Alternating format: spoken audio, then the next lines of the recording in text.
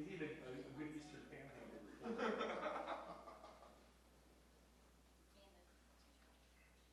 It's not too late for Sarah to get, you know. He wasn't.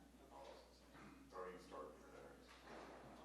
No, she's doing the right, she's going into the right area. She's still in finance, right? Yes. Yeah, yeah. She'll do much better.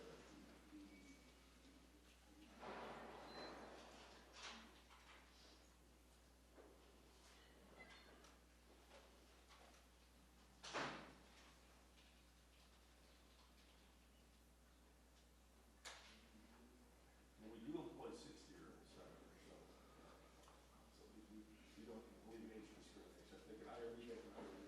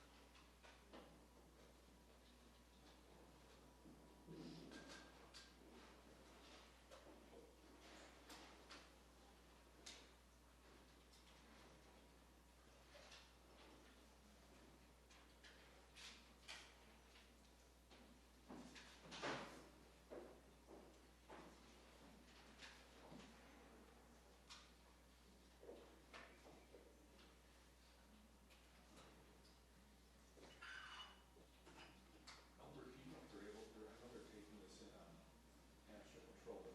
Have you heard whether they're able to get it out to CDS or not? They're not taking it. Okay. Yeah. Well, my friend from CDS just texted me, he said he's working, now he's working on that school, so he said they may run a BL on this. You know how we work. I tried. Hello, everybody again. Oh, I think we got tied up over there just a little bit. Hope everybody's good.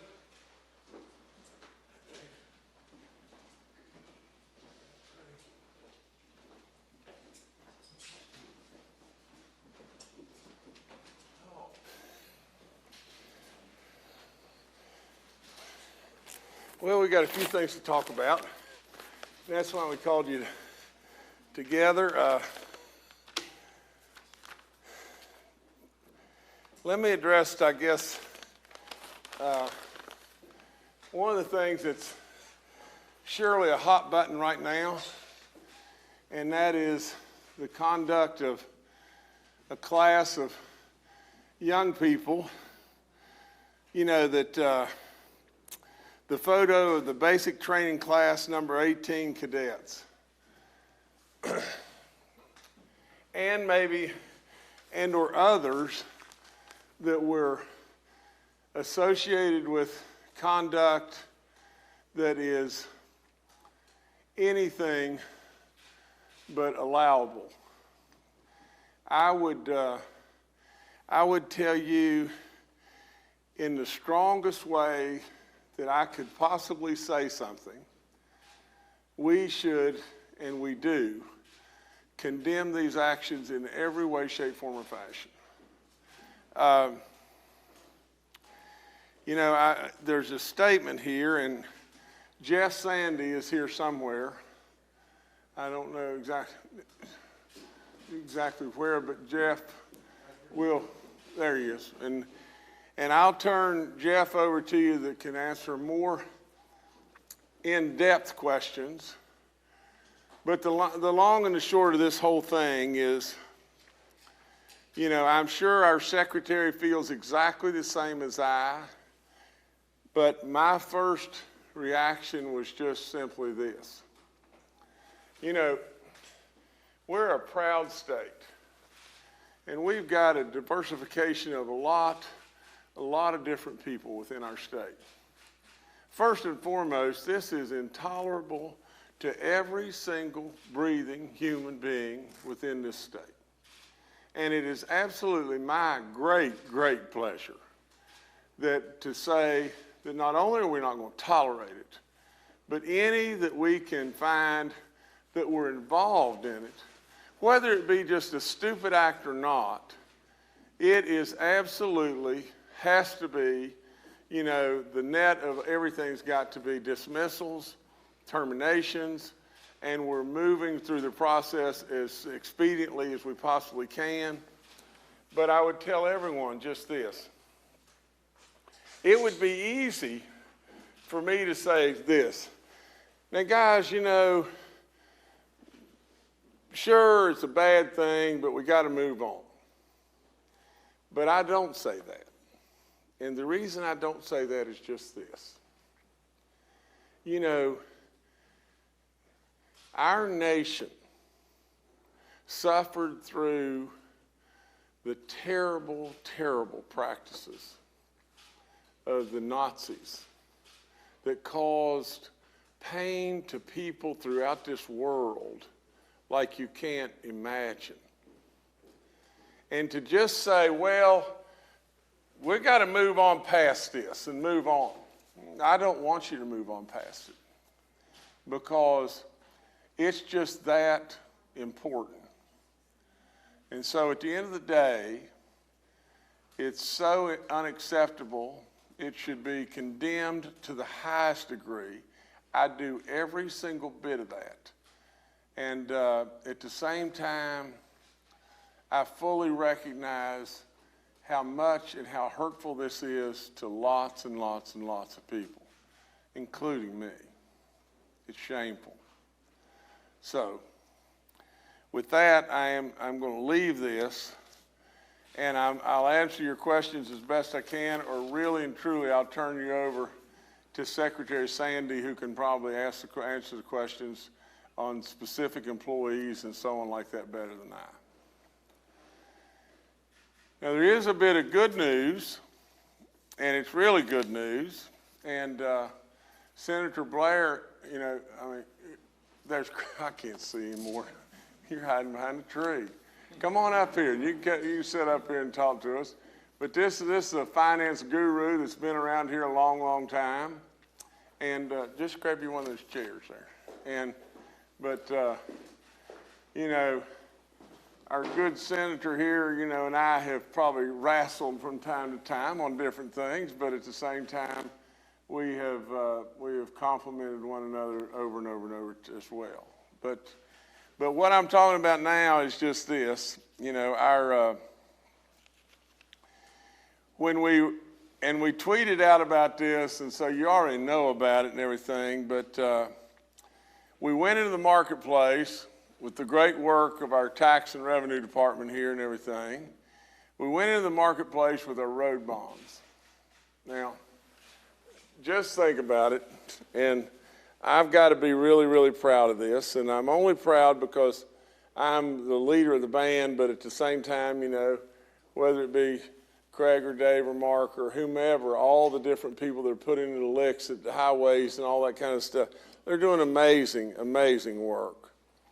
You know, you just think about it, you know, there's been 500 of these projects that have been completed that span over 1,100 miles of roadways. You know, it's amazing. Since November the 7th, and on October the 7th, 2017, and on that historic date, we passed a road bond by 73% of the vote, told the voters we would not raise any additional taxes. We have not. You know, and so what has happened is lots of goodness. Now, the real goodness is just this, is we anticipated from then. We're going to the marketplace with $600 million worth of bonds. $600 million. And what we're going to do is we're going to, you know, hopefully, you know, you would normally go with 600 and hope you get 600. Well, with the interest rates low, with the state, you know, the bonding agencies, the state ratings and all that kind of stuff now, and where we're doing and what's going on and everything, lo and behold, we come back with $746.5 million, a premium of $146.5 million. Now, this good man, when we told him of such and he heard of such, he called immediately to say, and Craig, you tell him what you called to say, you know, when you take over from here. If you'd like, or if you'd... Well, you go a little bit further, then I'll... Okay. Well, basically, you know, I got word that Craig had called over to Bray and said, this is a big, big deal. You know, a big deal.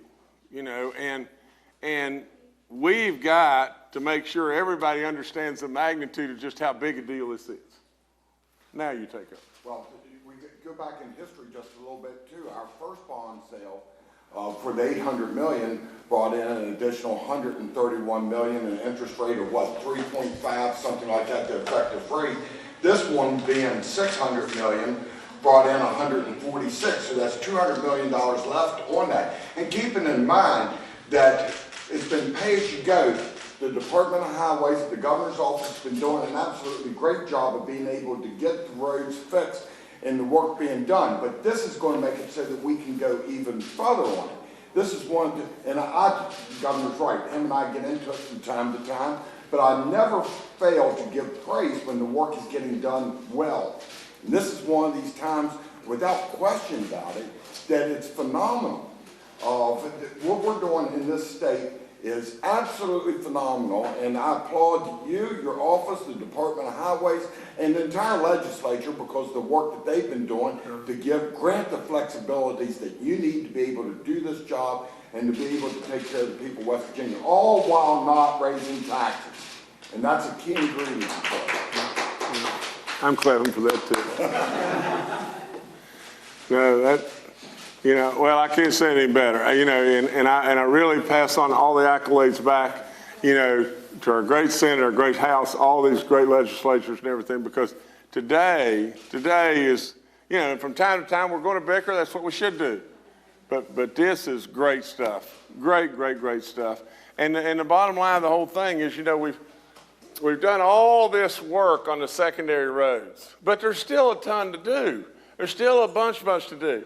Well, here's a whole bunch of extra money that you can do a ton more. Now, there's another way to look at it, which is really great too.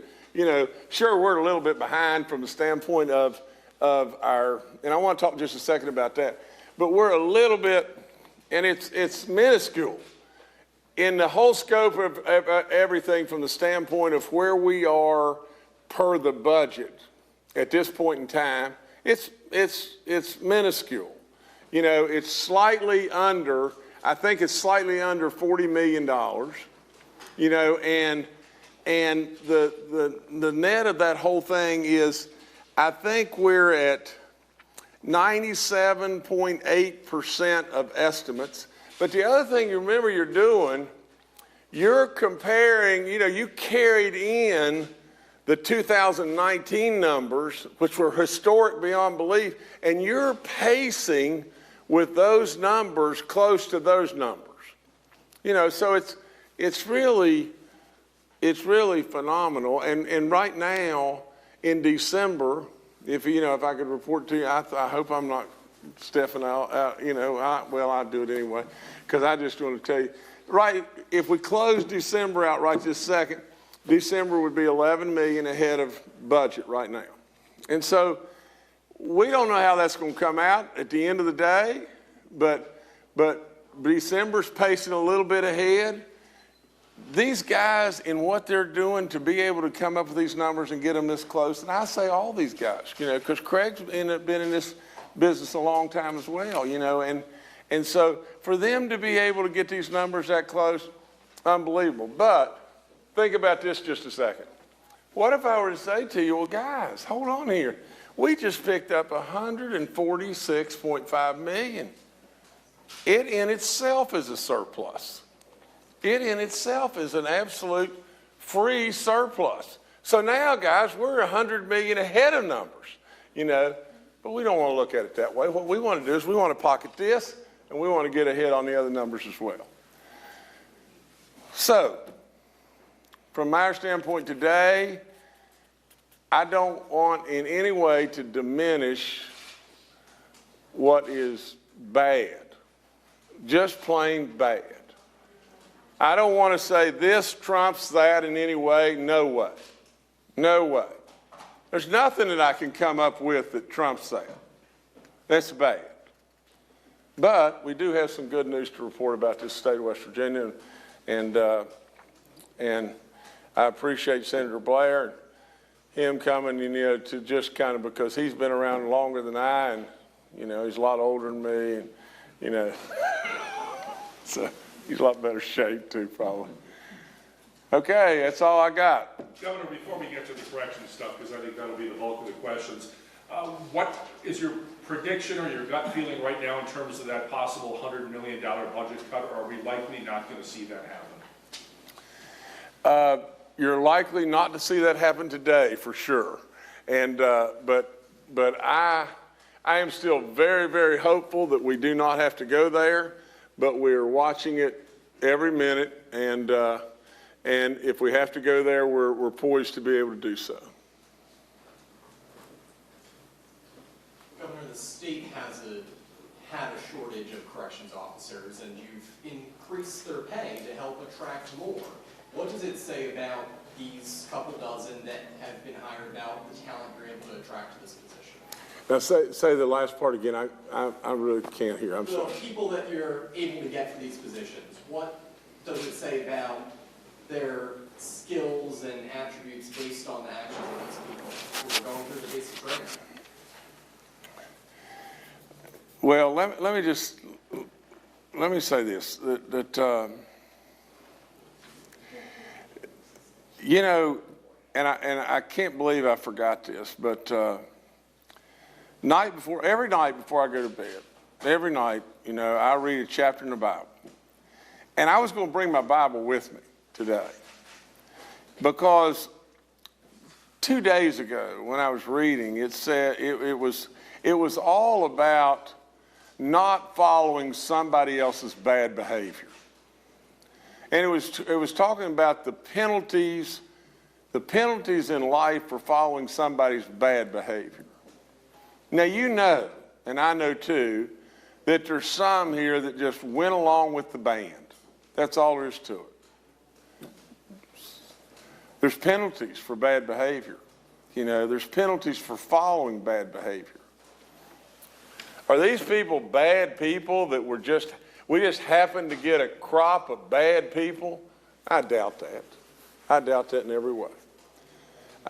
Okay, I kind of want to ask the inverse of that question too. Obviously, the point he's making is you've had obviously in 2017 we had an emergency call in regards to shortfall of employment with correctional officers, and so we've had incentives put in place to recruit correctional officers. This might be more of a question for Secretary Sandy if he's back there, but in regards to that, I've heard from retired correctional officers who believe that at least over the last few years that training standards have really kind of gone down. It kind of had more of a military style training for correctional officers. Now it's a little bit more civilian based and not based on some of that discipline that normally you would see for military style training. And that ultimately has led to the situation we're dealing with today. What would you have to say to that, or Secretary Sandy? Well, I'm going to welcome Secretary Sandy up here. Come on, Jeff. But I will say this as he's on his way. I don't buy that. And I'll bet you that he is absolutely adamantly denying that. The reason I say that is because I know him. I know of his background, and I know how strenuous he is, and I know how many, hurdles and all of the successes we've had in corrections. Now, I don't know specifically how to answer your question other than I know him. But go ahead, Jeff. Sir, that is absolutely incorrect. The training program has completely been revamped. We've worked with the West Virginia Supreme Court in the juvenile individuals. We have hired retired West Virginia state troopers who in fact have worked at the academy. The academy is a consolidated academy today, meaning that juvenile services, prison, and jails are all in the same place, so they all get the same training. So whoever your source is, we feel it's one of the best training programs in the country. Secretary, what does it cost to train per CO? I've heard $50,000, and if we're going to eventually dismiss 20 plus people, we've just taken $1 million in state money. Might it be better used to retrain them since they're in the training process and not lose the revenue that it costs to train all these people by firing them? You would think that would be an easy question, but what I tell you is, since we are retaining more correction officers, that prices went down. So I can get back to you, sir, with that cost. Governor, are you going to release the identities of these people in this picture? I think, Jeff, that's Thank you. Secretary, Mr. Secretary, that's your call. But listen, my feeling is really simple. My feeling is easy to read. I believe I'd go back to my foundation. I'm all about the truth. I'm all about honesty. I'm not about hiding something. I'm not about trying to hurt somebody. But the facts are the facts. I'm not standing there with my arm up. I'm not standing there doing this and that. And if somebody is willing to do that, then really and truly they need to be suffering the consequences. That's all there is to it. And so to answer your question, I don't know the legalities from the standpoint of what I can do as far as releasing the names and all that kind of stuff. I don't know the technicalities of what I can do through human resources or whatever like that that I legally can do. And I'm surely not going to do something that's illegal, but at the same time, those people need to suffer the consequences of their deeds. Remember my saying, judge me by my deeds. And that's all there is to it. That's just how I feel. We know the CO that they were saluting, her name is Carrie Bird. Has she been one who is terminated now? Sir, we are not releasing that name until the investigative report, which is being worked on as we speak, is given to the governor's general counsel, Brian Abraham. Once they receive the report, Counsel Abraham, working with the governor, will make that determination. Her name is on the current payroll. Can you confirm that she is an officer there, or instructor there, Carrie Bird? We will refrain from answering that. And I'll tell you, and I'll add this, even though you did not ask, we are concerned about potential threats to the individuals from other type groups, and we are currently documenting that. So that is why we're talking with an abundance of caution. Secretary, it's come to our attention that a group of faith leaders actually got to see the unredacted picture before everyone else. They're not state employees, from my understanding. Is there a reason why that was done, and who made that decision? That decision was made by the DMAP's legal counsel and Commissioner Jivenen's team. Commissioner Jivenen's team has done an excellent job working with religious leaders throughout the state. In fact, in July at the Appalachian Bible College, we're going to have another graduation class. We have worked with entities, nonprofits throughout the state, building homes for people, remodeling homes. So Corrections has an excellent relationship with religious leaders throughout the state. So that is why we wanted to get with them. We wanted to get their thoughts and opinions, and those opinions were used in the way we progressed in the investigation. Who were those faith leaders, and can we identify them in some way? I would not want to identify them because I did not ask them for their permission to release their name. But I will ask them, and I will give you my card after this. I'll give you one of them. It's Dan Anderson is the guy that runs Appalachian Bible College. And good man. They have a program at Mount Olive, is that right? They have a program there with the inmates, and does a really good job. Governor, you said you wanted these people to suffer consequences, but, I mean, even if they are fired, that sounds comparatively like a pretty light consequence to suffer for a Nazi salute on a state seal, no? Well, I've got to temper any of my personal feelings with the legality of what I can do. You know, I mean, you've got to understand, I'm not the king, I'm not God, I'm just your governor, and there are constraints that we have got to comply with, and I'm going to pass on to our secretary and my general counsel and lots of people to guide and direct us in the right way. I think really and truly, at the end of the day, it's a disgraceful thing, and it's an act of stupidity in a lot of different ways. Secretary Sandy, most of these news organizations here, many of them have FOIA requesting an unredacted photo, so because it is technically a public record. Any idea what we're going to get in an unredacted version? Our legal team has been working on this matter, and we're allowed by law to balance public safety versus releasing the identity of those. And as I indicated, we've received numerous communications by both telephone and email. So we will continue to evaluate this and use that information to making that determination. Can you tell us a little bit more about what the 3 employees who were fired did to warrant that quick termination rather than a suspension? They were employees that had been with the state, and based on the West Virginia Department of Personnel guidelines, their conduct in the training of that class warranted the immediate termination. Specifically, what did they do? We are going to wait until Counsel Abraham gets that report, and the governor has the opportunity to read that report before those contents, and they will make the decision to release that report or not. Do you have a timeline on when that's going to happen? Our goal is to have that report to the governor's office before Christmas. And I'd like to state something to be proud of here in the time of despair is the governor supported the consolidation of 3 agencies. Prior to the governor coming here, there was an investigator who reported to the superintendent of that facility So you had one investigator per facility. The consolidation formed an inspector general with corrections, in which we hired a retired judge with over 20 years' experience. We were able to interview 51 individuals in 72 hours. So this investigation, think about it, this occurred last week, and today we're writing the investigative report. It's outstanding work by the men and women who are in the Inspector General with the Department of Corrections and Rehabilitation. If their identities are never known, what's to say to the public that these guys didn't just go get jobs as cops somewhere?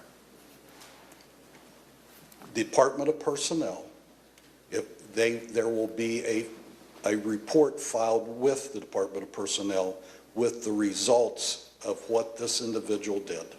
If the individual comes to the state and says, what did this individual do, there will be documentation in that file. And to the governor, you said you might not be king and you might not be able to disclose their identity. Is that failure of policy if somebody can do a Nazi salute on a state seal, on a state document, and be completely shielded from public disclosure as to who they are? I didn't say that they were shielded, did I? I did not say that in any way, shape, form, or fashion. I said that I do not know what the agencies, what I can legally do. I do not know yet what I can legally do. I said these people deserve to be exposed. They do. They absolutely do. I don't know that I can legally do that. And that's right where I'm at. Sir, our administration inherited lawsuits from bad business decisions before we took office. We are trying to avoid that by going by the book, doing due process that is properly handled. So the governor during the second term or future governors after his second term will not have to deal with our mistakes today. So we are doing it by the book and using quality legal counsel to make sure that we're progressing correctly. Can you tell us a little bit more about where that pale bird thing comes from? Why were they saying that? That will be in our report, which may or may not be disclosed. But again, I'm confident it will be, but we'll see. Governor, does Secretary Sandy have your complete confidence, and is it your intention that he stay on the job? Absolutely, absolutely. I mean, Secretary Sandy's done an amazing job in corrections, and unfortunately, there's thousands, if not tens of thousands of people that work in state government, and sometimes, you know, people can get really misguided and do something really, really stupid, and that's what's happened here. Governor, is whoever took this photo and then who printed it in this, I'm guessing it's a graduation booklet of some sort, at fault here in allowing it to happen? Absolutely, absolutely. And Governor's Council may get upset with me, but I'm going to tell you that person's terminated. So you got something out of me today. Are they one of the three? Yes, sir. Okay. Governor, this is the latest flash in the pan, but there's a whole spread of outstanding lawsuits alleging wrongful actions from corrections officers. There's a pretty steady practice of state police settling lawsuits filed against them. Do you think there's a culture problem in DMAPS? No, I don't. No, I don't. I think, you know, I think, again, if I were just to tell you the layman's approach to how I look at things, we got down to a point in time where we were seeking people and paying a level that made it very difficult to attract maybe the people that we needed in these jobs. And so from that, naturally, with the rate of turnover and all that kind of stuff, you're going to have way more problems than you would have that we are looking to breed into our process today. But absolutely, without any question, I just wish that you could step back and think of the successes of corrections and all the different things that Secretary Sandy has done. It is unbelievable. And so it's from the standpoint of the economies of it, from the standpoint of the safeties of it, from the standpoint of the drug reductions of it, all the different things that we've done is really impressive. Now, it really is. I do not think that we have a per se cultural type problem, that we have, state policemen that are doing inappropriate things, or we have corrections people that are doing inappropriate things, and therefore West Virginia is not a good place and all that kind of stuff. I don't think that in any way, shape, form, or fashion. And sir, I'd like to comment, since the governor said positive things about me. There is not a correctional department in the United States of America that has as their commissioner a former United States attorney who prosecuted wrongdoings in federal prisons. We have one of the best in the nation. No nonsense. The direction, and I'll give you this, under the Governor Justice Administration, inmate on inmate assaults has dropped close to 50%, unheard of. Payouts by BRIM have decreased.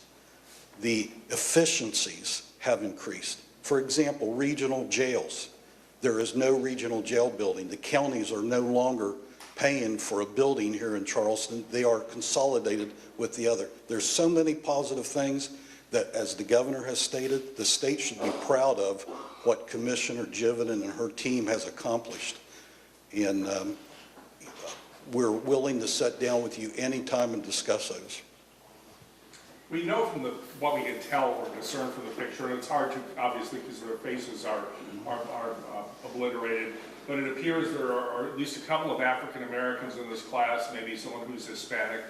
Some of us know that one of the females involved is a lesbian. We're talking about, groups of people that have been particularly oppressed over the years. Does it shock you that they would participate in such a thing?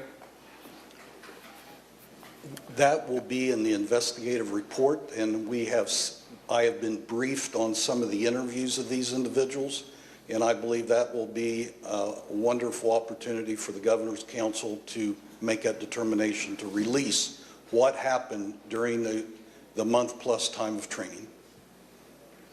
Governor, any thoughts on that question?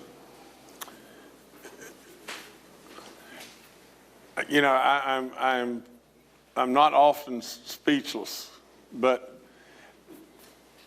if you're a Hispanic, African American, I just don't know. I just can't fathom. I can't fathom this action. That's and it doesn't really matter. It doesn't really matter who you are, of what group or whatever you may be. It just doesn't. It's just unfathomable. And I can see where you're going with this is maybe that, well, how in the world, it really seems particularly bad, if this were to come from an African American, but it's no worse to me than coming from anyone. It's bad, period. That's all there is to it.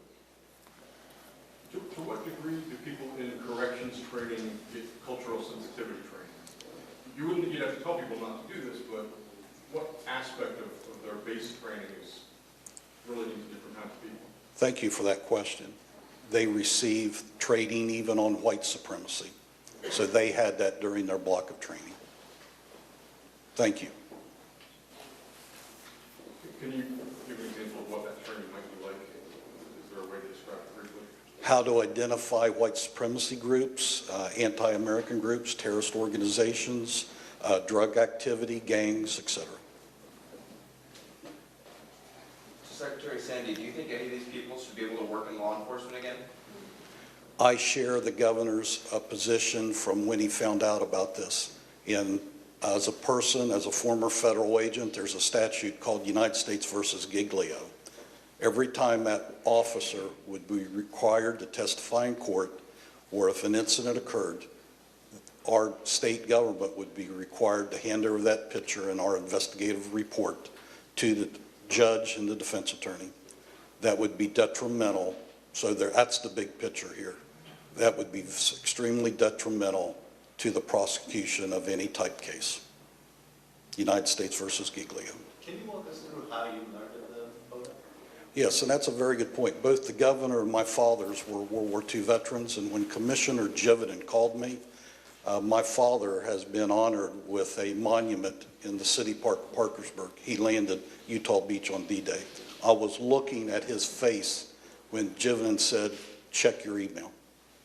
I saw that and I said, what in the world?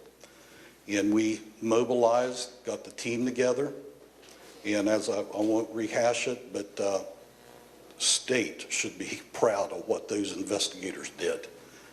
I mean, Thanksgiving holiday, weekend, they got it done, and they did a quality job. So I found about Wednesday before Christmas, Thanksgiving, and we worked on it. And last night, about 5, we got the last interview done. Tremendous job, and the investigative report will be fantastic, showing the details of what occurred. But we don't know if that will be released publicly yet. That is above my pay grade, sir. Governor, have you thought about how you're gonna roll that out? How I'm going to roll it out? What do you mean by that? Put out the report in full, or are you gonna redact it? Do you have a strategy? My strategy is so simple. I mean, all you have to do is just watch what I say and everything. My strategy is just this. Anything that I can legally, and I have been advised by counsel in every way that I can legally put out, I'll put out. Period. That's all there is to it. You know, I mean, I just can't find any fiber in me that has sympathy written over it. You know, I mean, I don't see that. You know, I mean, you can't sympathize with stupidity. You can't sympathize with bigotry or something that somebody's doing intentional. You know, Governor, if I may, one of our assistant commissioners is Mike Coleman. Mike Coleman was a hostage at Moundsville that was freed by Governor Moore. In his 30-plus years of service, he states that the least number of vacancies in the best corrections has been under the Justice Administration. As this March, St. Patrick's Day, will be my 40th year of public service, the men and women of corrections, when we came here, $20,000 a year, people were calling me crying they were on food stamps. We eliminated jobs, got the base to 22. The governor and these people here fought for us, and we got a 2, 2, and 2, and the governor gave 5%, 5%. They're at $28,000 now. These people are motivated. They are doing a job. They're recruiting for us. And again, the least vacancies ever in the last 30 years is today. So we are proud, and it's a shame why this was so hurtful is because this class, it takes 10 good things to overcome one bad, and I promise you we have more than 10 good things that have occurred today.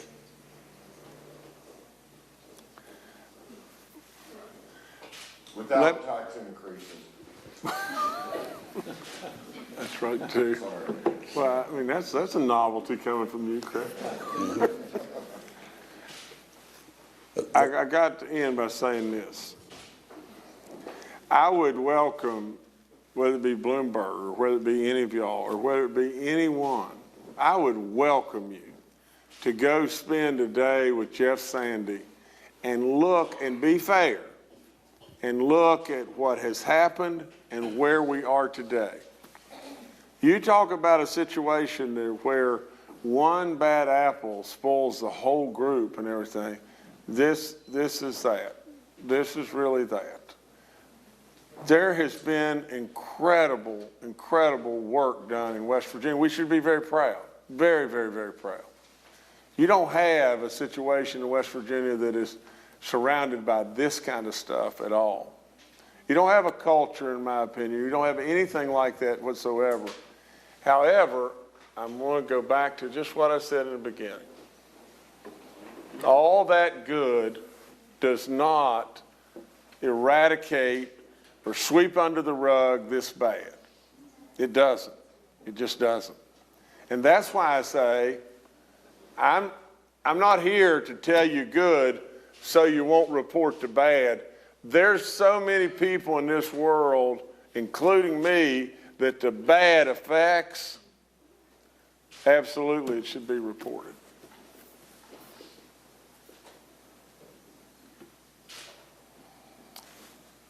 I thank you. I really do. Thank y'all for coming. And thank you, Senator. Appreciate you, sir. Dave, you and Mike did a great job.